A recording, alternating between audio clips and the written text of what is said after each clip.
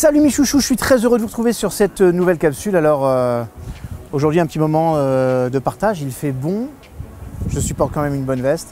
Je vous fais profiter de la mer, mais restez focus parce que j'ai des choses vraiment intéressantes à vous dire aujourd'hui.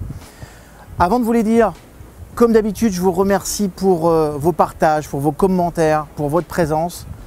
Cette chaîne grandit, elle grandit grâce à vous, elle grandit pour vous. Alors merci, juste un grand moment d'amour et je vous envoie beaucoup de love par rapport à ça parce que ça me touche beaucoup.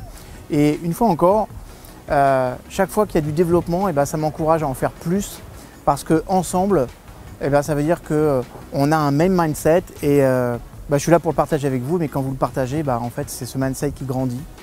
Donc, merci. Aujourd'hui, on va voir 5 critères. J'ai dit quoi? 5 critères pour sélectionner des professeurs, des entraîneurs, des mentors, des personnes qui, dans notre vie, vont être nos accompagnants. Voilà. Parce qu'en fait, vous allez voir que les grands professeurs, les grands entraîneurs, les mentors, c'est comme toute chose. Les très grands, c'est une espèce rare. Et ils se reconnaissent à quelques traits de caractère qui sont très spécifiques. Donc je vais vous les rappeler aujourd'hui parce que c'est important.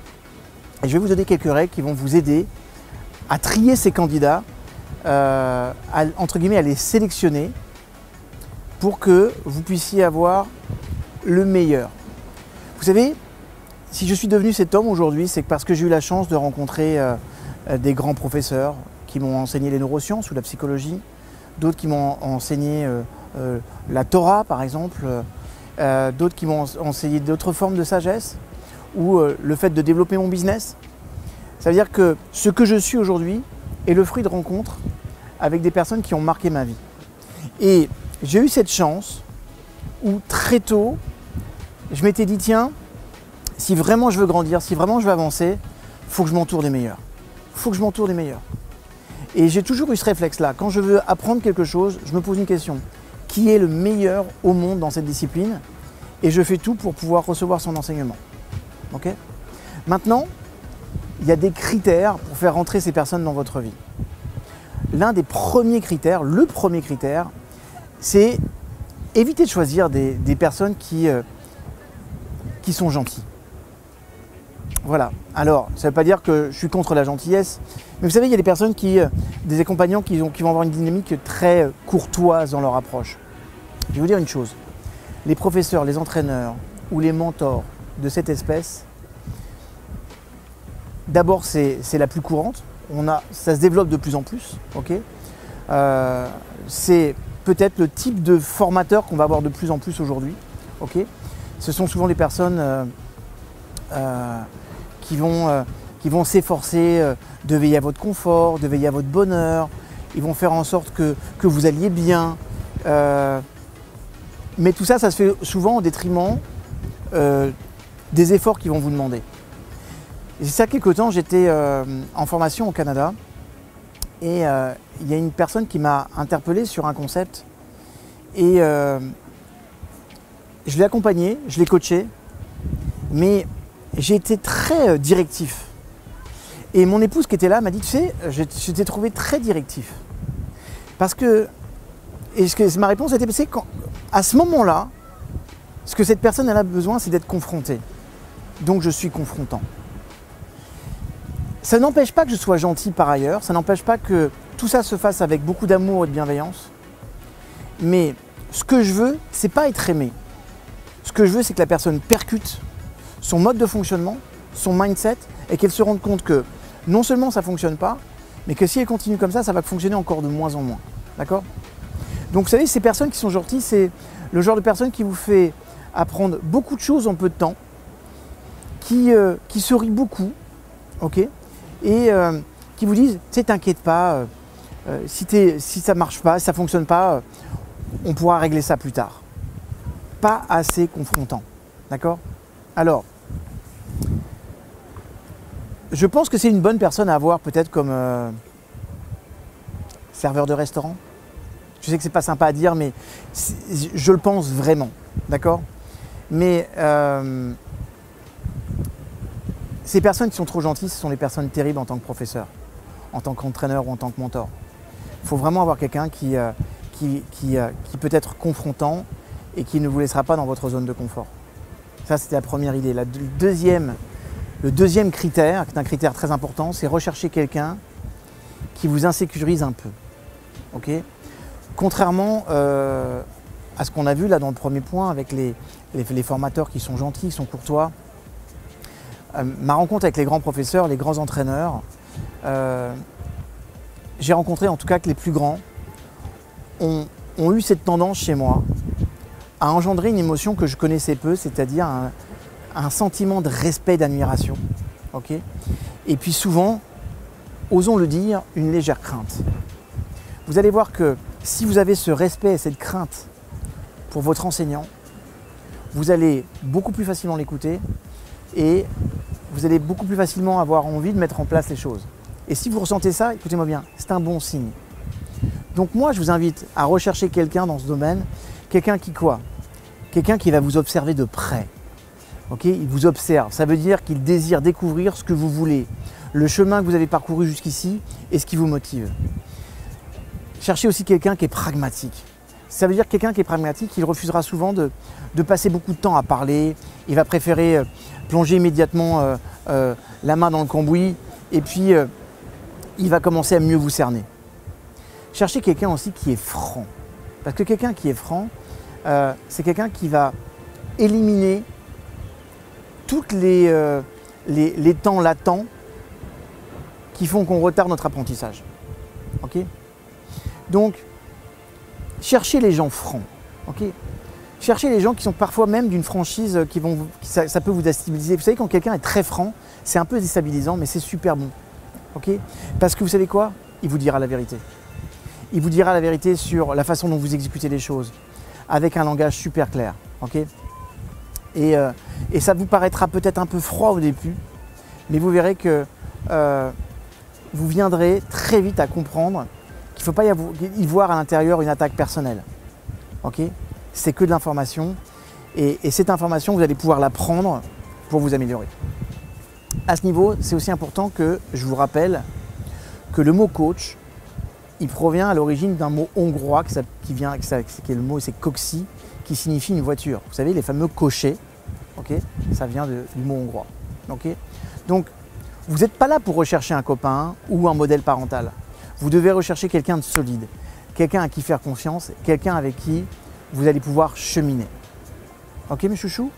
Alors, troisième critère, recherchez quelqu'un qui vous donnera des directives hyper concises et claires. La plupart des grands professeurs, des grands entraîneurs, des grands mentors évitent de tenir de trop longs discours. Okay, ils ne font pas de sermons sur... ni ils ne font pas de sermons, ils ne font pas de leçons. Okay, ils ne traînent pas en longueur.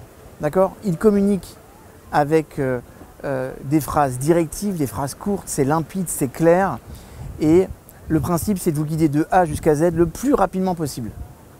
Moi, par exemple, j'ai une admiration sans borne pour un monsieur qui s'appelle Phil Jackson. Phil Jackson, entraîneur de la NBA dans l'univers du basket américain. Il a gagné 11 fois la NBA. Peut-être même 12 d'ailleurs, je ne sais plus. Mais en tout cas, avec 2 équipes, il a déjà gagné 11 fois la NBA. C'est-à-dire le grand tournoi de basketball. Vous imaginez par exemple la Ligue de football en France, en D1. C'est exactement ça, mais à l'américaine. D'accord ? Phil Jackson est aujourd'hui considéré comme l'un des plus grands enseignants de tous les temps dans le basket. Et ce qui est intéressant, c'est qu'il a fait l'objet, pendant une année, il a fait l'objet d'une étude pendant laquelle on l'a enregistré tous les jours et surtout, on enregistrait ce qu'il disait à ses équipes.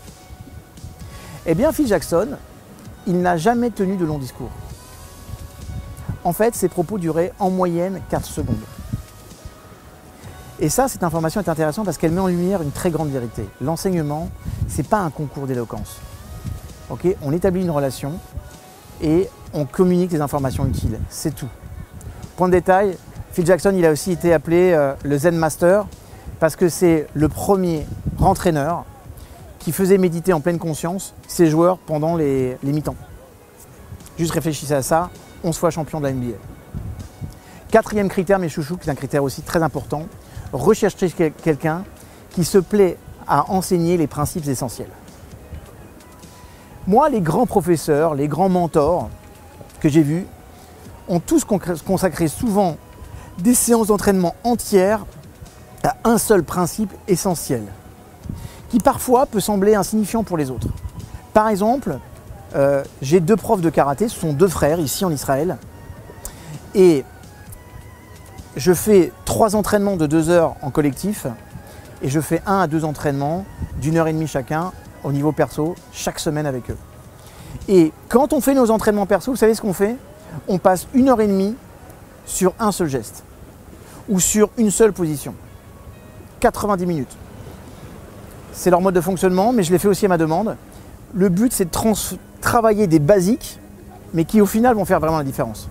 Okay? Par exemple, la façon dont vous allez tenir votre club de golf, ou celle dont vous allez pincer une guitare, okay? Une corde de guitare. Ça fait toute la différence.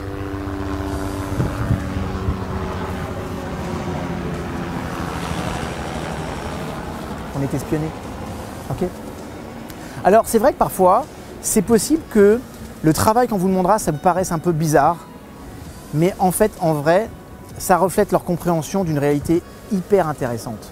Okay?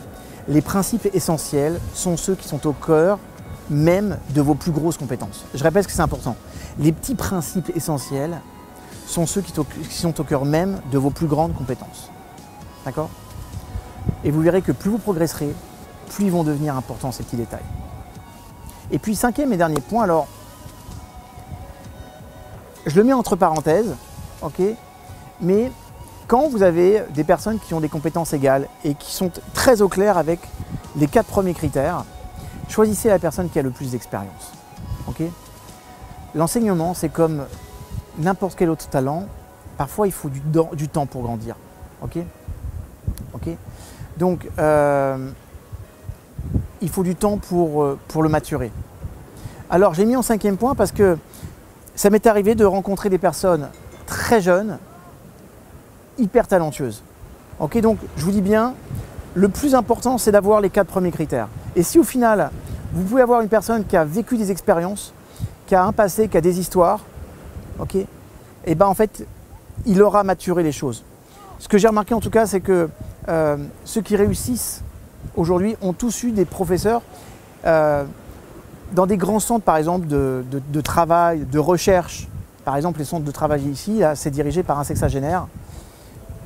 Il a le cerveau d'un garçon de 20 ans, mais il a une maturité qui va avec qui est juste incroyable. Donc, à choisir, allez toujours chercher l'expérience et des personnes qui ont vécu déjà ce que vous allez vivre. C'est important. Voilà ces 5 critères.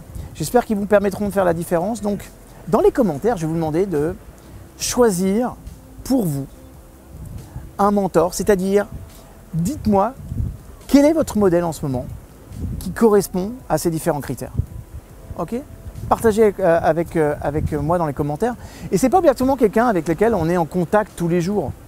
Je crois que un enseignant sur YouTube peut être un très bon mentor à partir du moment où ils s'identifient avec. Ok ? Donc, pensez large. Ok mes chouchous ?